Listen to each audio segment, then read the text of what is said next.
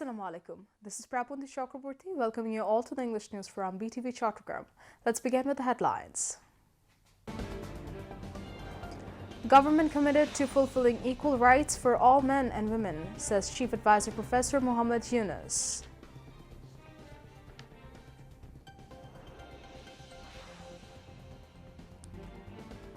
Women to be nominated and given priority in national parliament and other fields based on qualifications and merit, says BNP Senior Joint Secretary General Advocate Khobor Rizvi. Power, Energy and Mineral Resources Advisor Muhammad Fazl Kabir Khan inaugurates much-awaited Mahish Khal excavation work at city's South Agrabad area.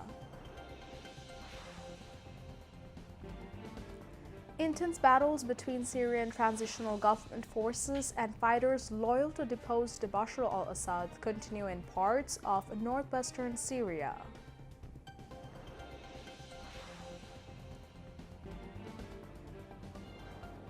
And India set to face off New Zealand in ICC Champions Trophy final at Dubai International Cricket Stadium tomorrow.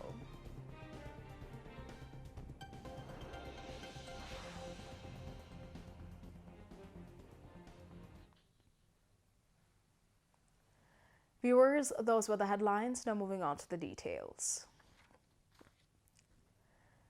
Chief Advisor Professor Muhammad Yunus has said the government is committed to fulfilling equal rights for all women and men in this new Bangladesh. He was speaking at an award distribution ceremony at Osmani Memorial Auditorium marking the International Women's Day today.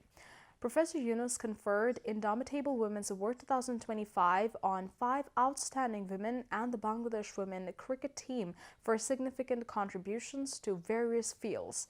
The chief advisor said the recent reports of attacks on women are deeply concerning, which is completely contrary to the dream of building a new Bangladesh. He said the anti-women forces will have to be resisted together along with all the people of the country.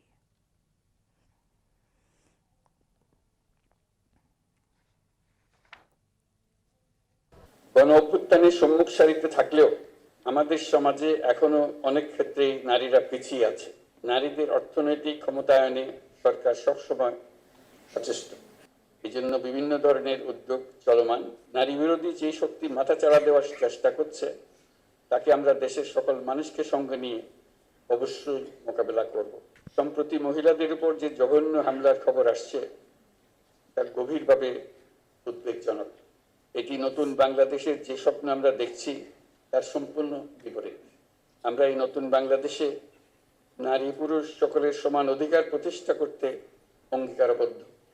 আমরা আমাদের সকল শক্তি প্রয়োগ করে এই অধিকার প্রতিষ্ঠা করব।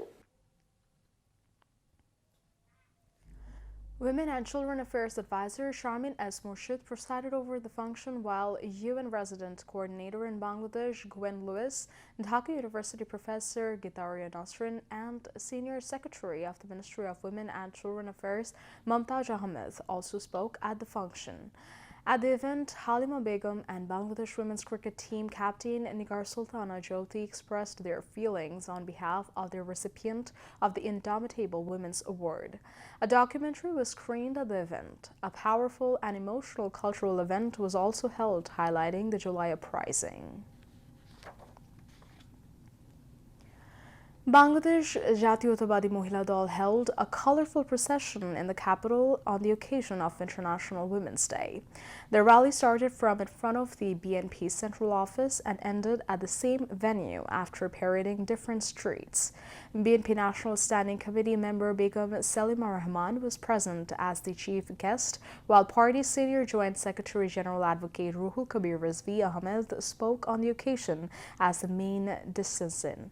Earlier, at a press conference, Khobor Rizvi said, women will be nominated and given priority in the national parliament and other fields based on their qualifications and merit.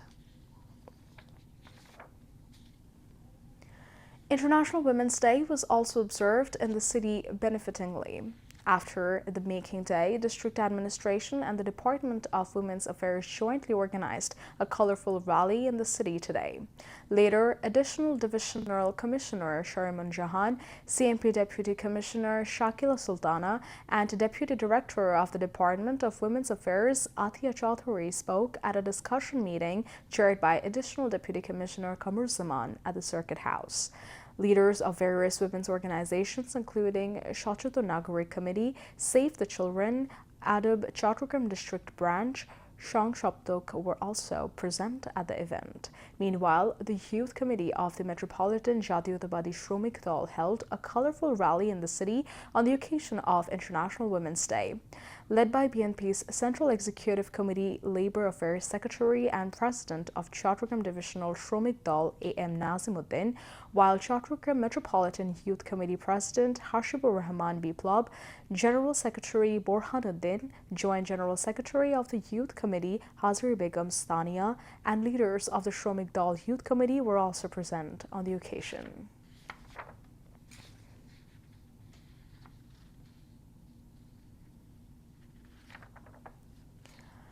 Power, Energy and Mineral Resources Advisor Mohammad Fawzul Kabir Khan inaugurated the much-awaited Mohishkal excavation work at the city's South Agrabad area today.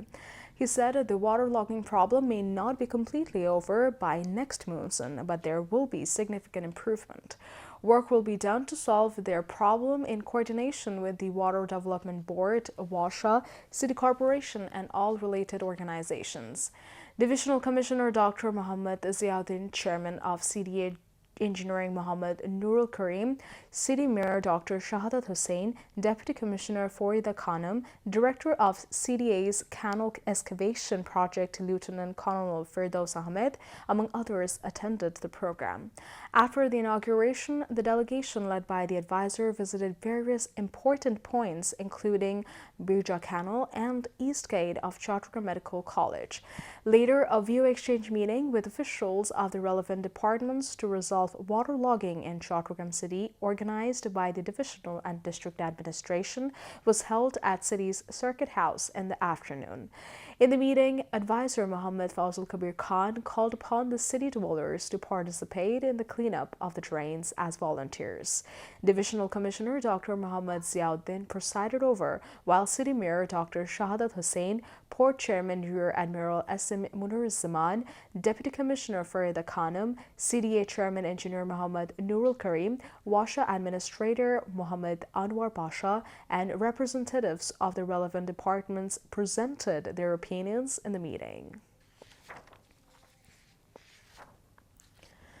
The supply of edible oil, including soybean, in the market is becoming somewhat normal, but consumers believe that it is very important to maintain ongoing market monitoring, as there is a fear that the soybean oil syndicate may become stronger again.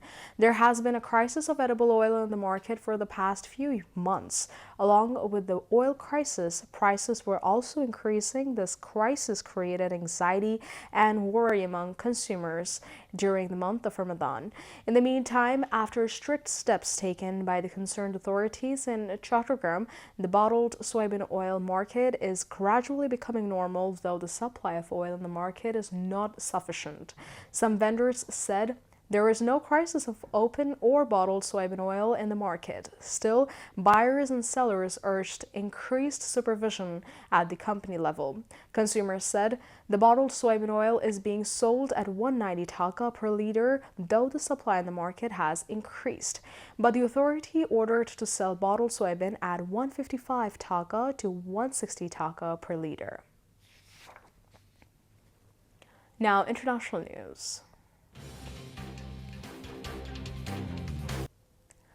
Intense battles between Syrian transitional government forces and fighters loyal to removed leader Bashar al-Assad continue in parts of northwestern Syria. Hundreds of people, including civilians, have been reportedly killed in the deadliest violence since opposition fighters toppled al-Assad in the lightning offensive last year. It comes after clashes erupted on Thursday following a series of attacks and ambushes in Latakia and Tartars governorates, home to the Alawite minority sect to which the al-Assad family belongs. Syria's interim president Ahmed al-Shara, who commanded the rebel-led alliance that removed al-Assad, has told the fighters to lay down their weapons and surrender, saying anyone who attacks civilians will be held accountable. Meanwhile, his government imposed a curfew and deployed reinforcements. The EU does not have the financial capacity to continue aiding Ukraine, Hungarian Prime Minister Viktor Orban warned in an interview on Thursday. He explained that the bloc's budget will be stretched too thin if it moves forward with all its planned initiatives, including another support package for Kiev, financing its EU membership bid, and ramping up European defense spending. Orban's remarks came after he vetoed the EU's proposed $30 billion military aid package for Ukraine at an emergency European Council meeting earlier in the day. Despite support for the proposal for the other 26 EU leaders, Orban argued that it effectively green-lighted the continuation of the conflict. The bloc's Ukraine support package is expected to be revisited at the next EU leaders summit later this month. However, Orban suggested that even though the proposal is unlikely to pass, as more nations are beginning to realize that there are no available funds. Orban's remarks come as EU's leaders grow increasingly concerned over the impact of US President Donald Trump's recent policy shift on Ukraine.